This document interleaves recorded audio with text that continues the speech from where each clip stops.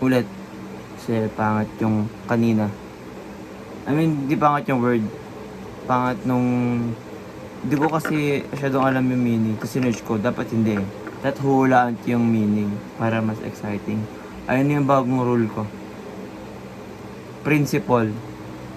Siyempre, paborito ko to, principle. Ayun. Isa sa mga alam ko meaning ng principle, diba? Yung parang guide mo siya. Diba? Principles. Yun yung mga bagay na dapat na hindi mo papalagpasin. Kunwari, principles ng photography, principles ng speaking, principles ng programming, diba? Ito yung parang mga parang extern, kung in a deeper sense, para sila yung guide siya. Pero para ito yung more general. Kumbaga, paano ba to? Parang siyang guide mo. Parang siyang pathway lang. Kung nagkakasense ako. Kunwari, principles ng photography, rule of thirds, di ba? Tapos, may subject. Di ba wala, yung principle niya, may subject, may background, may foreground. Tapos, much as possible, gumagamit tayo ng composition. Meron din principle sa writing, yung octave writing ba yun? Yung beginning, introduction na siya, resolve sa dulo, tapos climax, maganda rin yun. Pero, aminin ko may tema sa mga sa mga principles niyan.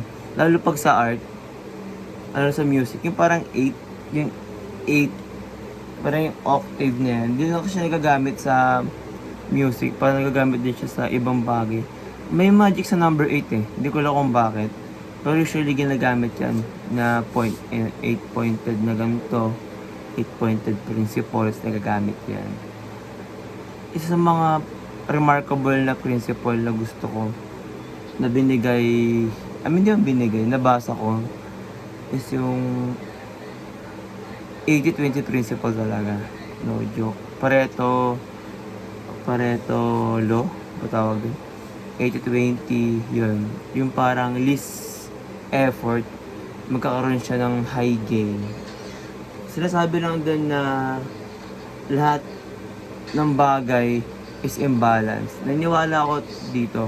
Tsaka sinasabuhay ko tong 80-20. Ano nga ba yung 80-20? Yung 80% ng result nanggagaling sa 20% na input o effort. Ano ba yun? Maraming pattern. Kunwari, yung tropa mong nakapasa sa exam, kahit di naman siya nag-aral masyado. Diba? Kwento niya, mababad trip ka, buti pa siya. Ano kaya yung distribution ng yaman sa mundo? Maliit lang yung taong nakakahawak talaga sa yaman ng mundo. Pero tayo mga mahihirap, tayong marami, naghati-hati tayo doon. Diba? Yun yung mga imbalance na meron tayo. Kunwari, mabait ka, pero alam namin masama ka. Alam kung masama ka, pwede rin mabait ka. Ganon. Parang hindi siya symmetrical. Hindi isang A to B ang mga bagay sa mundo.